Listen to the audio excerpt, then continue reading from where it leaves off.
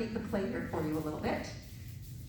Aspen's being actually quite lovely. So did you notice when she belly up that he actually walked away? Mm-hmm. Because that is appropriate for him to say, okay, if you're bellying up, you must not really want to play. So every time she bellies up, he's leaving, which is a lovely, lovely behavior. She's a little worried there, so I'm just going to see if he will pull himself off. She went to you for comfort. He's being incredibly appropriate, so I'm not going to interrupt him at the moment.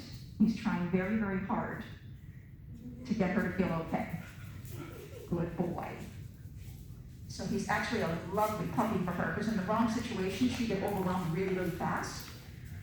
But he is incredibly appropriate for such a young puppy. Good job. I know that's fun, isn't it? It can be fun. Does she have any dogs that she actually plays with like this? So we have a Shih Tzu Pekingese mix. Right, but that's my daughter's dog. Yeah. And he's kind of not so Right. cool. And then my mom has an older Chihuahua, so no, not anybody. Not really in her size. Yeah. Good boy. So that's what we call a mirror behavior. She lied down, he lied down. Did you see that? Mm-hmm. For just that moment, he was mirroring what she was doing. What's your take? Well, I something mean, smells. That drain goes outside. So Hi, Maggie. Oh, hello. Obviously, it's COVID now, but what's your feeling on dog I parks? hate them with passion. Yeah, okay. Sorry. It was a little blunt. I feel very anxious going. Yeah, the problem is that a lot of people that use dog parks actually have dogs that are not very social, and what they're trying to do is socialize their dogs at the dog park, and that puts everybody else at high risk. Thank you. So I'm not a fan. The only time I tell people to use a dog park is if they end up with dog friends. The dog friends all meet together at the dog park to use it. I have no problem with that, but I don't think showing up with a dog that doesn't know the players in the field and then you just turn them loose to go figure it out. That's really unfortunate for most dogs. And again, she's she's not soft about things, so it wouldn't take one or two bad experiences for her to go, I'm done, I'm not doing this. And when she says, I'm done, I'm not doing it, she's probably going to become aggressive about it because she's that worried that she's going to make them all go away, because that's easier for her to make them go away. So I'd be very careful of making sure that she has really appropriate playmates.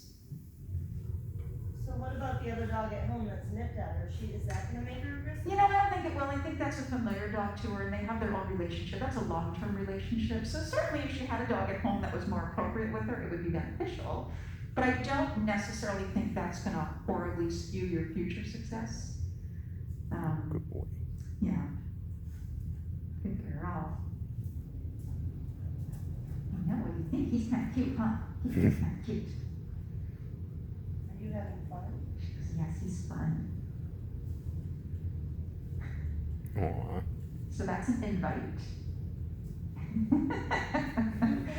So that wasn't a tap out, that was an invite to come see me. Okay. Well, that's how I want to play right there. Yeah, she's a little nervous, that's why she connects back to her mom. And we don't know at the moment whether that sniffing is a cutoff signal displacement behavior. I mean, certainly there could be cookies from you feeding her, so it could be. It was interesting that they both started sniffing at the same moment, right? So you wonder if that's mirror behavior or a cutoff signal.